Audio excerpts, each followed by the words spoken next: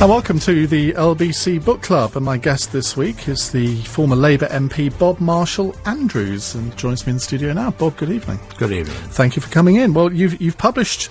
I don't think this really is a memoir. It's not a typical autobiography, is it? Well, I mean, I'm not entirely sure what a memoir is. I suspect it's a work of fiction about yourself. It's a work. Yes, I think that's the thing. I mean, my editor managed to turn it into a work of non-fiction, which is what I think it. You know, it's a reflection, I think, is the answer. I mean, it's a reflection on what it's like to be a member of Parliament. It's in two halves, and the second half is the battles in Parliament for civil liberty and against Tony Blair's wars. So it falls into two parts. Well, let's just give people a little bit of background about you. You are a QC, notable lawyer, and you were first elected in 1997 in that massive Tony Blair landslide. What made you switch from the law to politics? I mean, I know you kept up your legal career, but what made you decide to go into politics? Because it must have affected your legal career. Well, I went in 1974. I fought Richmond in 1974, which was a strong Tory seat. But I hoped that I'd go on to fight a Labour seat. But as you will remember, precisely that time, 1976, London was heavily infiltrated by the militant tendency. I do remember, but I was only 13. And despite my impeccable working class roots, I mean, by that time I was a barrister, and when the only shortlist that I had, there was a remarkably south, which is a very difficult question to answer because you have to untangle it in many different ways, it was an offensive and difficult time, so I went back to the law, but I always kept up my Labour Party roots, and I met Neil Kinnock in 1988, and he said, "We're winning this battle, come back." And I always believed fundamentally in the Labour Party, and funnily enough I still do. If you've got any questions you'd like to put to Bob Marshall-Andrews, the number to call is 0845 6060 973. You can text your question to 84850. Email Ian, IAIN, @lbc.co.uk, or you can, of course, tweet me at LBC973. Now, the book is called Off Message, subtitled The Complete Antidote to Political Humbug. And in a way, the first half of the book is a sort of almost a guide to what it's like being a member of Parliament, isn't it? Rather than, I mean, it's obviously got a lot of your experiences in it, but there's a lot of warnings that you issue to potential politicians. Well, I hope it is. I mean, it's heavily anecdotal.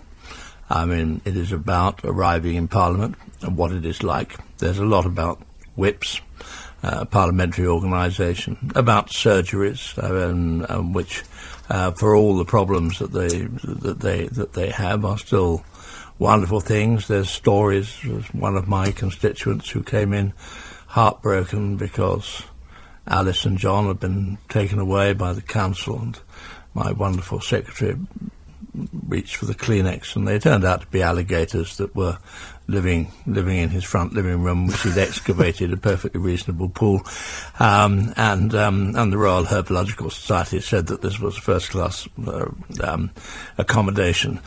So it's full of wonders and eccentricities, which a member of Parliament's life is. But it's a reflection on the things that are wrong in Parliament as well. I mean, and many things are, as you know very well. I mean, what is wrong more than anything else is the power of patronage, which is exercised by the Prime Minister, and that distorts the whole of the parliamentary process and brings Parliament into disrepute. Now, there's quite a lot of that in the early part of the book. We'll come on to your views on Tony Blair, which could take up the rest of the programme, yes, but we'll try not to let it do. But I mean, just on the patronage issue, you effectively crossed Tony Blair before he became Prime Minister, and that kind of scuppered your career, didn't it, in some ways?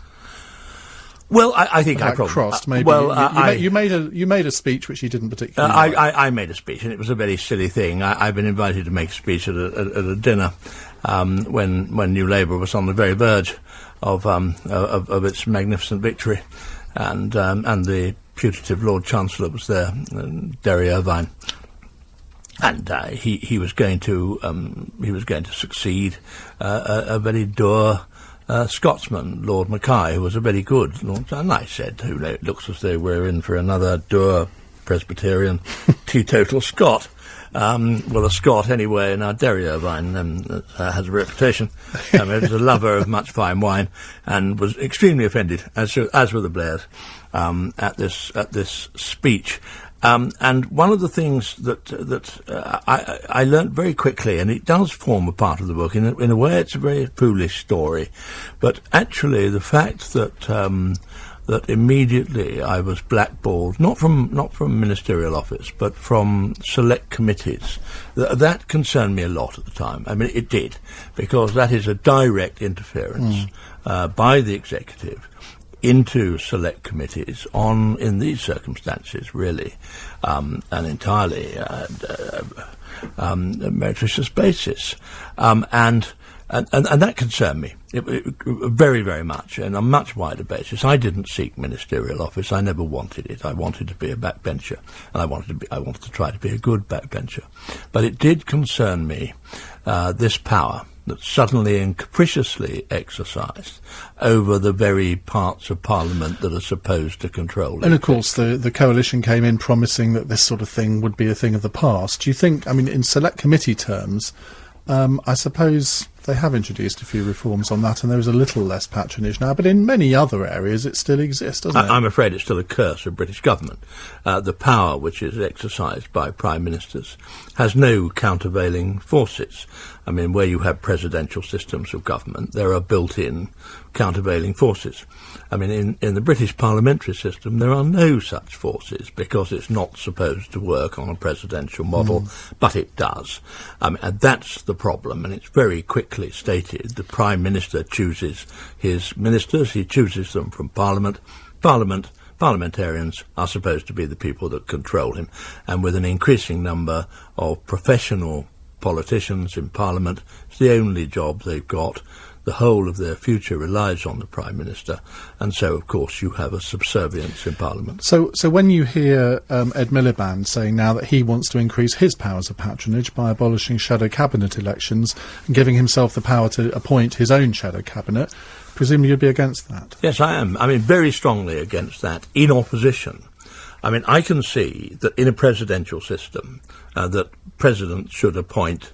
I mean, they're in a circle. I mean, watch The West Wing. It's an absolute perfect example of the way the American Constitution works. But they're not appointed out of government. I mean, some, very rarely, they are. And that is the problem, writ large, that those who are supposed to control the Prime Minister, I mean, have every reason not to do so. And that has distorted the British parliamentary system. And people perceive it. The idea that this is esoteric, what we're talking about, I mean, people understand it very, very well, that members of Parliament have been emasculated by this system. And as a result are held in contempt, and that is a very bad idea. Now, Peter Mandelson obviously had a lot of power of patronage in New Labour. How did you end up on his blacklist? I've no idea. I mean, I started. It's easy to do. I was blacklisted immediately. I mean, Peter Mandelson went away on the very night of the Labour Party victory and drew up a list. I mean, the list said new members to be seen, and that list was leaked to the press, to the Sunday Times, and they produced it. I mean, the blacklist, the Mandelson blacklist, and I was able to say, I mean, fortunately enough, the Spectator gave me a small award at the end of the first year in Parliament, and I was able to say that I knew members of Parliament that were close to suicide because they weren't on it. But it was I've not the remotest idea. It was a badge of honour to be on it at the time. But I think after that I didn't endear myself to him with my very strong opposition to the Millennium Dome. So we had a certain number of problems about that. Well, we'll come on to that and the Iraq War and civil liberties in just a few moments. But Alistair Campbell comes in for a lot of criticism in your book. We've had him here in the studio talking about his diaries. I find him a completely engaging character, but he's got a certain reputation. Now, you spelt his name wrongly throughout the book. Did you do that on purpose, just to irritate him? No, I most certainly didn't. And I was very sorry to see it, and I wouldn't have done that for the world. And I have my early proof copy in which it's spelt right. I'm just pleased to say that compared to the dodgy dossier, it's a very small malfunction. But I want to take this opportunity to apologise to him publicly. There's a few others that are wrong as well, because I made a little list and sent them to your publisher this morning. I'm very pleased that you did, because it's being reprinted, and I'm enormously. I mean, Tom enormously Paine. grateful. How could you spell Tom Paine wrong? Well, no. As a matter of fact, that is not necessarily wrong. I don't want to get into an esoteric argument with you. I mean, Tom Paine, the well-known tax collector in Lewis, did actually spell his name in 3 different ways. Certainly, if you read American history, it's spelt in the way that I spell it. I'll bow to your superior knowledge of Tom Paine. Well, we're talking to Bob Marshall Andrews on the LBC Book Club tonight. He's written a memoir called Off Message, The Complete Antidote to Political Humbug. It's published by Profile Books, $16.99 in hardback. Very entertaining read it is too. If you'd like to ask a question to Bob directly, give me a call on 0845 6060 973. This is LBC 97.3. The time now is 9:15. And here's Alan Cowie with the LBC Travel. Thank you, Ian. Good evening. Still lots of problems on the trains. Southeastern trains out of Charing. You're listening to the LBC Book Club with me, Ian Dale, and Bob Marshall Andrews. Bob has written his memoirs, Off Message, and moving his papers. The subtitle is The Complete Antidote to Political Humbug, and in many ways it absolutely is, and very entertaining. I mean, if you just look at some of the chapter titles, let me just flick through a couple. I mean, they all begin with of. So you've got of surgeries, of friendship, of whips, of work, of spin. And in a sense, it's a bit of a guidebook for wannabe politicians as to what to expect if they get into the House of Commons. And then the second half of the book is really charting the battles that Bob and colleagues of his fought over the war in Iraq and indeed civil liberties. And we'll come on to those subjects in just a few moments' time. But I want to know, Bob, you say that you grew up as a Tory. What changed your allegiances? Well, I was a working class Tory. And of course, that is the backbone of the Tory party, and remains it, as one knows. If they take their working class base away, it wouldn't exist. My parents were working class Tories. My father was a printer, 7 years apprenticeship into my mother was the 5th child in an Irish family who got the only matriculation and became a school teacher, so I was enormously lucky. But they had their own very strong working class Tory roots. What changed me, ironically, was my relationship with the woman who was to become my wife, with whom I had many dissimilarities, not least class. She was an admiral's granddaughter, captain's daughter, brilliant tennis player, which I'm not, but in those days a very, very strong, still is, passionate and intellectual socialist. And so we met and at university, and it's quite extraordinary what strong physical and emotional attraction will do for one's political mores. And so over 3 years, I changed. And as with most converts, it was a difficult change, but it was a profound one. When we left university, I went to America. I had a debating tour of America, which was part of the rewards for winning the Observer Mace, and wonderful and sybaritic it was. 36 American universities debating, among other things, the Vietnam War. She went to Botswana and taught in one of the poorest schools in the world. And when we came back, my adherence to market capitalism was in a dangerous state of collapse, and her adherence to socialism was well reinforced. And so, that was the change, and it's a change of which I have never regretted. I never became very left wing. Indeed, I had fought a perpetual war with the Trotskyite left before 1976.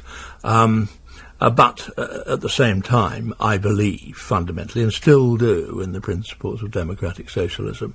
And I think that is where New Labour betrayed and ultimately brought into a serious state of decay. Because I know that there were a few Tories in the latter years of the Blair government who had you on a little list of possible defectors, but from the way you're talking, that was never, ever something that you would have even considered. Never. I mean, I would never have considered that. And I still regard the Labour Party as the greatest single engine for democratic, social and welfare change in the world in the 20th century. And the fact that this was created against a background of totalitarian conflict is a quite remarkable achievement. And the number of things which have been emulated and copied from those great Labour administrations in the middle of the 20th century is something that we ought to be very proud of. The problem is we did not know how to evolve from our own success. And the route that we took, which was to try to outflank the Tories on market capital and law and order, was a disaster. It was a long disaster, and it was a long time coming, but even now we are trying to fight our way out of it. And you were a Blair sceptic almost from day one, weren't you? Yes, I was. I mean, it took a little time, but the moment that when I was first alarmed, which is recorded in the book, was in the 1996 Labour Party conference when we were 20 points ahead in the opinion polls, and Blair made an extraordinarily good conference speech with a lot of very good metaphor. Britain is coming home, and then he said, memorably to me, he said, we can trace this great movement of ours. Pause, and everybody thought Chartists, levellers, and then he said to the prophets of the Old Testament. And even Labour Party conference by then, in a state of sort of semi-tumescent excitement, there was a distinct pause when they got hold of the idea that it was Moses and Elijah and Elisha and Jehoshaphat who had founded the Labour Party and not Keir Hardie. So, I mean, I listened to this, and, I mean, although possibly it was a joke, I don't know whether it was or wasn't, there was a messianic quality to the delivery which disturbed me even then. I mean, I can remember saying afterwards, I think he thinks he's been sent. And that worried me. Of course, the Old Testament prophet story resulted in a very nice group of dissident Labour MPs. We used to meet twice a year, called the Old Testament prophets. And but he did have that messianic glint in his eye, didn't he? And you, is that your phone going? Honestly, I don't think so. Well, it's certainly not mine. So, well, I think it's somebody. I think it's somebody phoning in. This is Alistair Campbell on the line. Who are trying to shortcut your process. Can I apologise? I mean, indeed, it was. We were on Blair's messianic qualities. I mean, he did have that glint in his eye, and he was a tremendous actor, particularly in his conference speeches. And he became a terrific orator. He was phenomenal. I mean, and I think that, even his greatest detractors, among which I name myself at the very front, I mean, the first thing we would say was he was a quite extraordinarily good communicator. I can remember once on a Labour Party conference after Iraq, when it is difficult to contemplate a man in a greater sense of aversion and loathing, and halfway through his speech, there was a part of me that was asking myself a question as to whether I was wrong, and it took me, several minutes looking at the sea at Blackpool before I snapped out of it. It was almost a sort of trance, and he was extraordinarily good, which of course is why he was so dangerous, and he was an enormously dangerous man. And I think one of his greatest speeches was actually in Parliament in the Iraq debate, where I think he convinced a lot of Tory MPs who were mildly sceptical about what was going on that he absolutely was right. He convinced himself that he was right as well, which is probably more to the point, and I think all of the things where you and others were accusing him of having maybe lied throughout aspects of this, if you can convince yourself of the truth, even though you may have told an untruth, eventually, if you repeat it often enough, you can convince yourself that it's true. And I think that's what he did in some degree, I think that's right. I mean, that question has been posed, academically and otherwise, about Blair many times to me, particularly now the real level of the deceit to Parliament and to the nation has been revealed. And what fascinates and horribly fascinates people is this question. I mean, was he lying? Was he deceitful? I mean, or had he deceived himself? In other words, was he delusional? Now, it's a very difficult question to answer, as it was, for instance, with Coriolanus, Caligula, and others. I mean, but it is genuinely a very difficult problem.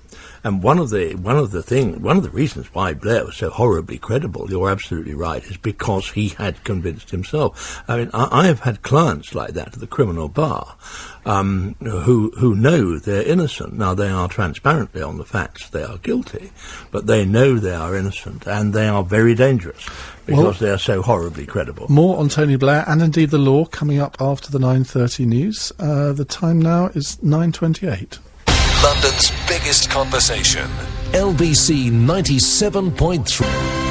And you're listening to the LBC Book Club with me, Ian Dale, and Bob Marshall-Andrews. We're going to continue our discussion in just a few seconds' time. But before we do, we want to talk to Anthony Davis, because he's going to be here with you until 10. What's on your programme, Anthony? Ian, tonight we're going to obviously keep an eye on those stranded commuters who are trying to get home at various stations around the outskirts of London. Signal failures, as you've been discussing, as a result of the heat wave. And we'll keep our eye on the storm as well, which we're expecting there's a storm later. Well, the pressure is building. That's tomorrow's excuse. Well, yeah, exactly. So we're feeling the pressure in town already. So prepare for something. We'll keep one eye out on the sky. Also tonight, women's fashion firm Jane Norman has fallen into administration. This week's been quite big for that. Habitat, of course, Moburn, these names synonymous with the high street. And we're going to ask if you are afraid that you're losing your high street, and are you missing elements of it? And are you sad to see these things go? Well, perhaps if we got rid of all these chain stores, we can have some independent stores back, which would be nice. Well, this is it, but the chain stores seem to know what they're doing, and they're taking full advantage. So I quite like a chain store myself. I'm constantly let down by the corner shop. How unimaginative of you. I know, that's me. Quite happy in an unbranded pair of jeans. And finally, coming soon, the test tube burger. They reckon they could now grow beef in the lab.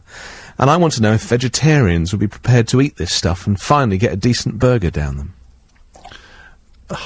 I don't even want to go there. It's such a disgusting thought, isn't it? But well, it's an ethical dilemma, and we'll have that conversation after 10. Well, we look forward to it. Anthony, thank you very much indeed. Anthony will be here between 10 and 1. Right, so let's continue our conversation with Bob Marshall-Andrews. He's published his memoirs, Off Message, The Complete Antidote to Political Humbug. It's published by Profile Books in hardback at $16.99. Now, we'd started on Tony Blair, so I think it's only fair that we continue, particularly because we've got a text question for you from Ian in Hertfordshire.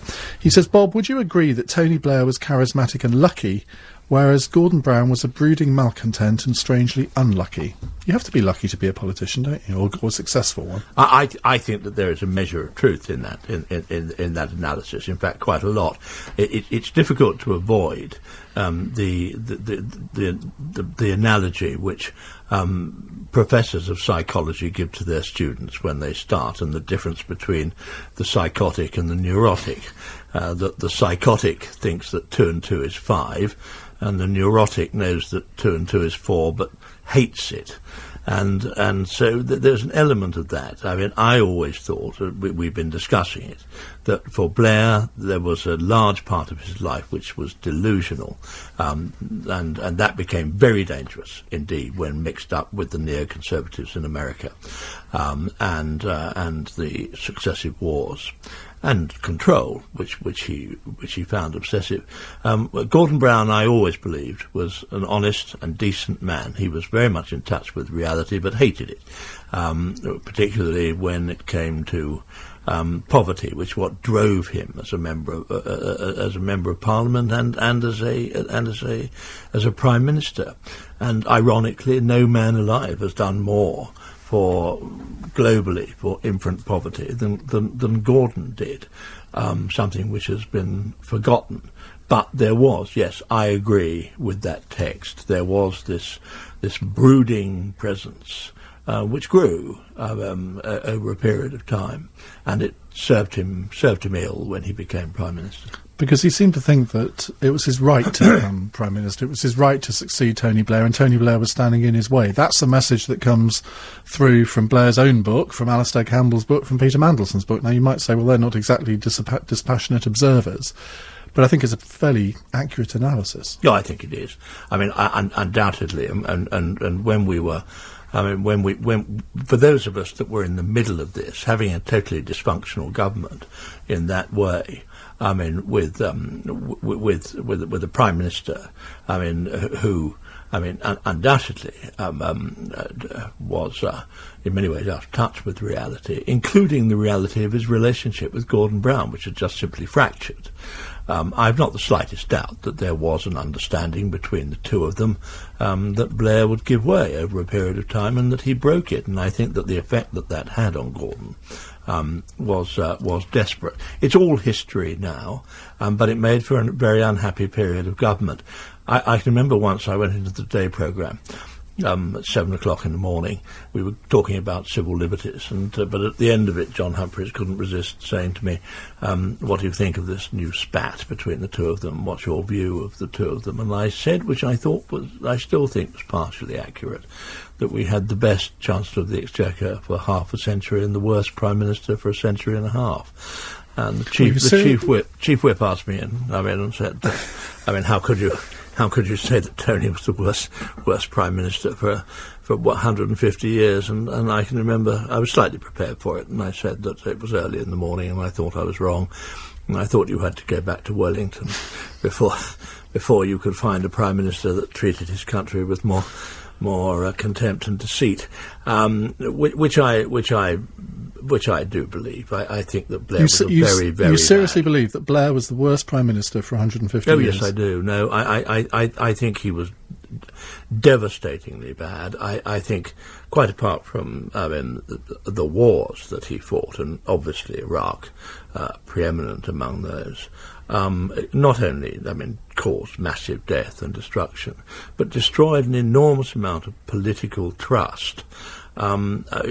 People, the erosion, the corruption of political trust which took place as a result of Iraq is very, very difficult to quantify. It's interesting, you write about Kosovo towards the end of the book, and you give a very different perspective to the one that I've always, I suppose, swallowed, if that's the right word.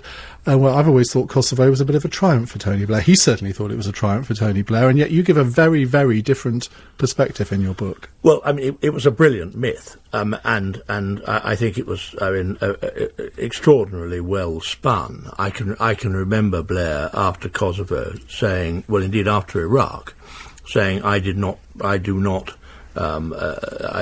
regret ridding the world of Milosevic.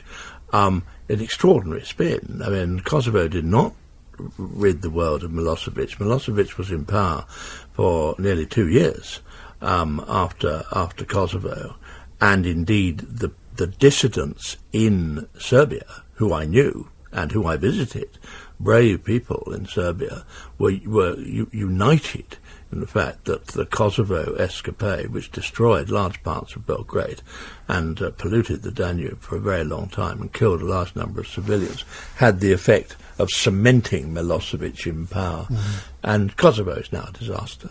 It's the United Nations are still there, effectively monitoring an armed state. But the problem with Kosovo wasn't the destruction that it caused, which was tiny compared to Iraq, but it gave rise to the messianic quality. The refugees that flooded out of Kosovo flooded out because of the bombing campaign that was taking place and the Serbian retaliation. But it created an atmosphere in which Blair was able to give rise to this messianic idea, and that underlay the subsequent conflicts Now, I mean, I appreciate that there are those that do not agree with that analysis. I think it's a meticulous analysis, and I hope that people will regard it as such. Well, it made me think twice, so it had some effect. Say something nice about Tony Blair. What do you think? There must be something about his government that you thought that, yeah, he actually did a good thing there. Well, yes. I mean, I think about the government. There certainly was, and people say to me, I mean, accuse me of being curmudgeonly about the government, and that is a justifiable criticism. I mean, put simply, I mean, why did you stick it out for as long as you did? I mean, if you disagreed so fundamentally with the civil liberty, the attack on civil liberties, more or less constant, and the wars, the answer, I think, is that what I observed, I mean, was a serious effect on poverty, on real poverty. And it's difficult to overstate that. When I first arrived as a Member of Parliament in the Medway towns, I was appalled at the level of real poverty that I found. Families that literally hadn't the money to come to my surgeries in order to present me with the cat's cradle of benefits on which they were trying to survive. In 10 years of Labour government, that changed quite dramatically by a series of measures that were put into place, tax credits and the like. A huge amount was done in terms of health and education. I mean, the infrastructure of health and education. That, I think, is absolutely undeniable. And so there was this strange dialectic between a government at one side that was attacking many of the things for which I came into politics, civil liberties, peace, and international advancement, on the one hand, and a government which was undoubtedly creating domestic advances on a very large scale. How much those were built on debt and how much we will have to pay for them is a question that you and I could discuss, I mean, for a very long time. I mean, but nonetheless, I think that there is something to be proud of there. Do you miss the House of Commons? No, I don't, and in a sense, I'm sorry, I don't. I had a wonderful time in the House, and I enjoyed it enormously. I still revere it, and the moment that I went onto the green benches, I still feel that sense of reverence to a great debating chamber, and it is still a beacon of democracy in the world, and will always remain so. But the problems that are inherent in the way that we run our government, and in particular the patronage problems that we have already discussed, have an effect on debate and democracy, which is wearing after a while. I found it after a while. The idea that dissent, which was a hallmark of some of my politics, was in some way an aberrant in the system, I found very difficult. Well, we're talking to Bob Marshall-Andrews, former Labour MP for Medway, who's written his memoirs, Off Message, The Complete Antidote to Political Humbug. I want to talk about more about the law in just a few minutes' time, and also your battles about civil liberties, because you certainly had some battles, some of which succeeded. This is LBC 97.3. The time is coming up to 9:45. Now, London is thronging with summer visitors, so why not take a break yourself? Listen to Nick Ferrari at breakfast all this week from 7, and you could win a brilliant break for 2. It's all thanks to Marriott Hotels and Resorts, who are great for business or leisure. Go to lbc.co.uk for all the details and to find out how you can win a break to Istanbul. We're listening to the LBC Book Club with me, Ian Dale, and Bob Marshall-Andrews, who's published his memoirs, Off Message. Now, civil liberties, Bob, I think that's probably the issue that if somebody said, right, name an issue that Bob Marshall-Andrews is associated with, I suspect that would be it. Now, when did the Labour Party shed civil liberties and become an authoritarian party? Was it the day that Tony Blair took over, or was it maybe the 9th of September 2011? Oh no, I think it was before 9/11. It was part of the New Labour project. I mean, I wasn't aware of this at the time, but I became aware of it very quickly. A tiny bit of history is necessary. I mean, and what is interesting is that in the 1970s, law and order was not an issue between major political parties. People don't believe that, but it wasn't. In the 1970s, the Tories realised that this was an enormous opportunity. The Labour Party, with its civil libertarian traditions, with its trade union traditions, its sort of Bloomsbury, if you like, civil liberties, was an easy target to say that you were soft on crime. Being a civil libertarian ipso facto was soft on crime, and therefore you were the cause of crime. And it was an extraordinarily effective message. And what I hadn't realised was that there was a deliberate decision taken in the New Labour project to outflank and ambush the Tories on law and order, so that we had this appalling auction that you could remove more liberties than the other side, on the entirely false basis that removing liberties somehow deals with crime, or it looks as though you are dealing with crime. And then overlaid on that, of course, and it was a dreadful alchemy, was terror and terrorism, which became part of the political landscape at precisely that time. And so it became an alibi for what was already a programme of repressive.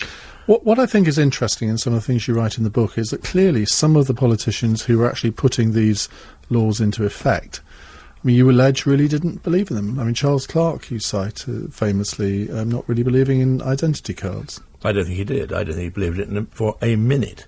But the problem here was that it was so central to the New Labour concept of government, that it was very difficult to avoid. I mean, in policy terms, very often ministers, even Home Office ministers, can take individual policies, neither emasculate them or get rid of them. But where you have something which was central to the thrust of the New Labour project, and it recurred with every single Queen's speech that there were going to be so-called reforms of the criminal justice system, balancing criminal justice in favour of the victim, taking the criminal justice system and using it in order to fight terror, 90 days imprisonment without trial, control orders, 42 days imprisonment without trial. Things which were unthinkable, I mean, in the British tradition of civil liberties or British law, which became central to government. Part of its machismo, part of its virility, epitomised by David Blunkett. Now, once that has taken hold, individual ministers find it very, very difficult to deal with individual policies. But you did hope that when Gordon Brown became Prime Minister that there would be a different agenda, but he let you down. Indeed, I did, yes. I mean, and I had some reason to suppose that was the case. Because his advisors... What do you mean by that? Well, his advisors, I mean, his close advisors said to me when I went to them and said, I mean, and presented a shopping list of reforms and how we could change at least the direction of travel, but it didn't happen, and I think that there are two reasons for that. Firstly, I think it was the personality of the Prime Minister, but secondly, I think there were imperatives that he had, but I was devastated when they reintroduced the concept of 42 days imprisonment without trial, a completely unnecessary measure, which Elizabeth Manningham Buller in the House of Lords, one of our great heads of security, said was completely unnecessary. Now, on that and indeed several other issues, you formed an unholy alliance with David Davis, who was then the Shadow Home Secretary. Is it difficult for MPs to do that? Because presumably your party leadership knew about what you were doing and looked fairly sort of askance at it. Well, yes, it is. I think it's a very odd thing in politics. But I mean, David Davis and I became friends. I mean, we had interests outside politics. Rugby was one of them, strangely enough. I mean, but David he's a Tory, and some people would say that in many issues he's a right-wing Tory, certainly on Europe, but he is a profound civil libertarian, and so it was comparatively easy to make common cause when he famously resigned to force a by-election on the issue of civil liberties in 40 days. And I went north and worked for him, and I was told by the chief whip that if I did, I would face expulsion. And I said, well, there we are. I'll tell the parents to come and take the trunk. But at the end of the day, of course, this doesn't happen because it is a pity in a way that there isn't more cross grain. Yeah. I mean, it was interesting. Your account of a conversation that you had with David Davis several weeks before he did resign certainly made my ears prick up, because he maintains that he didn't really discuss that with anyone beforehand. Certainly, he didn't discuss it with any of his friends on the Conservative side. So he confided in you rather than them. Well, yes, he certainly did. I don't know who else he did confide in, but he certainly... He didn't confide in me. He certainly... and I reckon he's my best friend in politics. Yes. Well, I'm very sorry about that, Ian, and... No, well, I'm glad he didn't, because I would have blabbed it to somebody, so... Yes, of course, as you know, as one of your friends as well, it was widely regarded as being a quixotic and boy's own gesture. Why blame you for not dissuading him? Yeah, well, I tried. A little at the beginning. As I record in the book, I said that is absolutely crazy, but in a sense, absolutely wonderful. The way in which I demurred was, I said, look, I don't think the government will put up a candidate against you. To which he said that they would have to put up a candidate. Well, that's where you went wrong. I think that was, a problem. But as it turned out, there was a turnout of 36-37%, which in an unopposed by-election, except by the Greens, it was a statement which I think was worth making. There were one or two other people who I gather did offer to sort of go down fighting with him and resign their seats too. I certainly know of a couple of Conservative MPs who nearly did it. Did that cross your mind at all? To resign? No.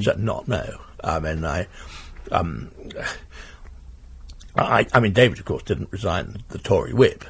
He resigned. He simply. No, but a series of by-elections might have been more powerful than just one. No, I'm sorry. I see what you mean. I wonder if that's the case. If you have cross-party by-elections like that, I have a feeling that it's much better to concentrate your resources on one area. Did I consider resigning from the party? The answer to that, I think, is yes. On a number of occasions, certainly on civil liberties and certainly on Iraq. The conclusion you come to, I think, is first of all, this is my Labour Party.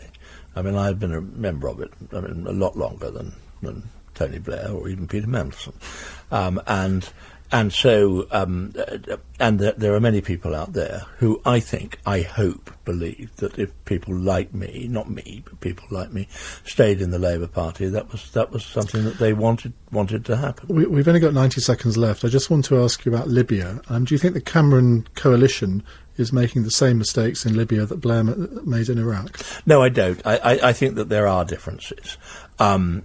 Whether one is actually in favour of the commitment is another thing. But I think that there are very clear differences here. Not least the fact that this is underpinned by the United Nations. Very solidly. As to whether there is a duty to intervene in international affairs against sovereignty is, again, something that you and I could spend a very long time discussing. I happen to believe that there is, and we will evolve a system in the course of the next 100 years. It will take that long. But I do not think we are making the same mistake. Well, Bob, it's been an absolute pleasure talking to you. I would like to think that there could be Lord Marshall Andrews in the offing, but I suspect with the powers of patronage in this country, that would be a pipe dream. Would you accept if it were offered? Well, Ian, you've always been a glorious minority in many things, and I think you certainly are on this particular. Well, you never know. Well, Bob Marshall Andrews has written a superb memoir, Off Message. It's published by Profile Books. It's $16.99 in hardback. Do yourself a favour, go out and buy it, because it really is a cracking read. Bob, it's been a great pleasure. Thank you for coming in. Thank you very much. Anthony Davis is up next. This is LBC 97.3.